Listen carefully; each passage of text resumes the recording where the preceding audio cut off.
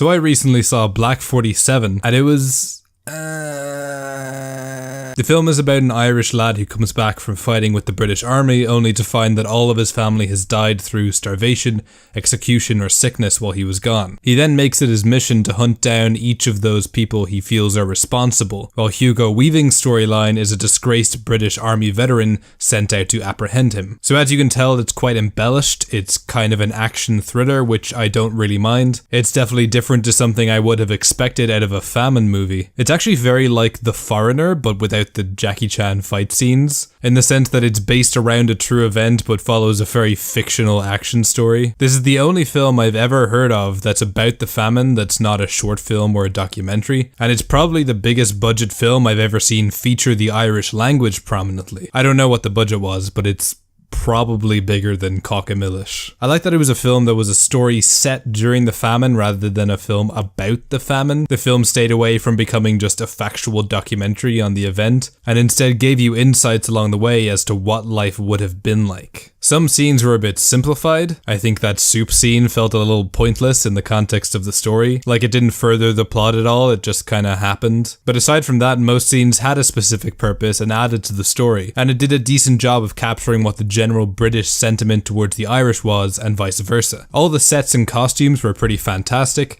I don't know about accurate, but they sure did look good. The fight scenes were all pretty well choreographed. They make the reload times of muskets and handguns a pretty important part of those scenes, which racks up the tension. Not to mention that about a third of the attempted fired shots in this film just kind of fizzle out due to damp gunpowder. That was a pretty fun addition that added another layer of tension to these scenes. The fights weren't too flashy, and there was a pretty great one-take fight scene at the start. You might not have even noticed that it was one take because it doesn't overstay its welcome, and it doesn't draw attention to itself, and I really liked that. However, there is a lot bad about this film. The film really seemed to lack any sort of emotional core, which is surprising for such a dark time in my country's history. I guess they just kind of assumed that you'd feel emotional about it by default if you're Irish, but even I found it so extremely hard to get invested. They spend no time developing any of the characters, and they don't do a good job of establishing relationships between them. Some of this may have been down to the performances, because although most of the cast was great, the main character was not. It was honestly really bad. I don't know if it was the actor or the director who decided he shouldn't show any emotion throughout the whole movie. I get that they were going for the calm and collected, silent yet intimidating thing, like in Drive, but it was performed so poorly that he just looked bored the whole time. It looked like he really wasn't interested in anything that was going on, which made it pretty hard for me to be interested in anything that's going on. He's meant to be the surrogate through which I experienced the story. Why isn't he showing any emotion? When the driver gets pissed about something, he keeps his cool, but you can see in his face and movements how filled with contained rage he is.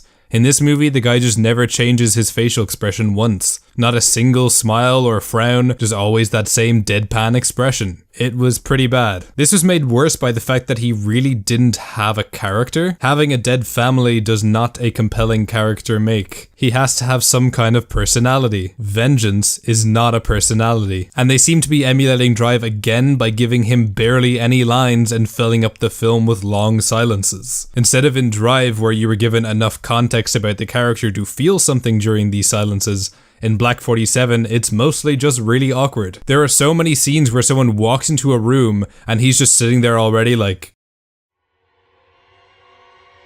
Feeney, what are you doing here? Can I get you some tea?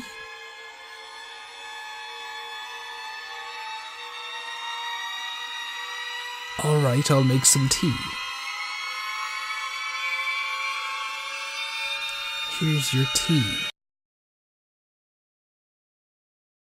I'm not even joking, that's what the scene is like in the movie. The film was actually based around a short film called On Ranger by the same writer, and I watched this after, and the difference was fucking night and day. This same scene is the one that appears in the film, only they actually gave the main character dialogue so we can actually feel how he feels about the situation. The actor actually emotes and gets outraged, and the overall scene was significantly more tense than in the film. When adapting it to film, they just took out nearly all of the lines from the main character and made him sit bolt upright and look bored for the whole scene.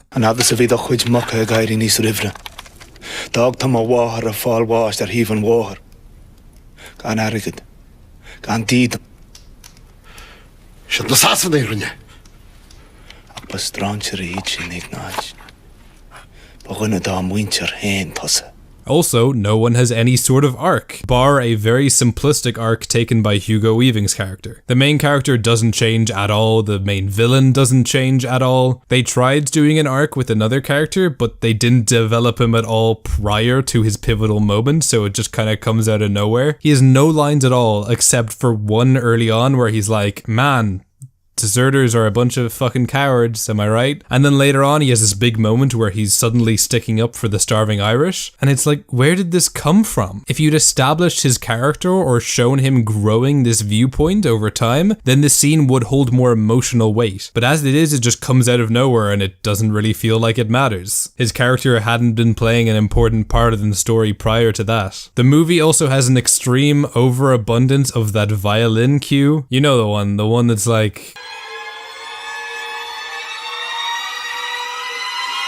They use it all the fucking time. They use it in such weird spots sometimes too. The film will be quiet and then they'll start playing that while layering on a bunch of other strings too, and it gets so unreasonably loud. I mean, the rest of the time the relative quietness of the film is used to good effect, with the gunshots being especially sharp and clear. The sound design for those guns were pretty great, and hearing them go off was so distinctive that it added more emphasis to when one of the guns would just fizzle and not fire. Overall, the movie looks pretty great, and there are some nice moments of visual storytelling and great action scenes, but aside from that, it has nothing else much to offer. The main character is boring and bland with no arc and barely any lines. His motivation is vengeance for his family, but I don't feel it. All he does is kill people and looks like he didn't care while doing it. It's like watching a movie where the Terminator is the main character, only with seemingly less drive to kill his targets. The film has no significant emotional core, and it makes it pretty hard to care about any of the characters on screen. And the film ends with the character having to make a choice and they cut it off before his decision, only it's really obvious which choice he's going to make, so it's kind of pointless. They could have just ended the movie with him making that choice and it would have had the exact same effect, if not a better one. But I guess they use the cutoff as an excuse to add one more violent sound effect in there for good measure. What's enjoyable about the film is enjoyable, but I don't know if the costumes and action scenes were reason enough alone to see this, so I think I'm giving it like a 4 out of 10.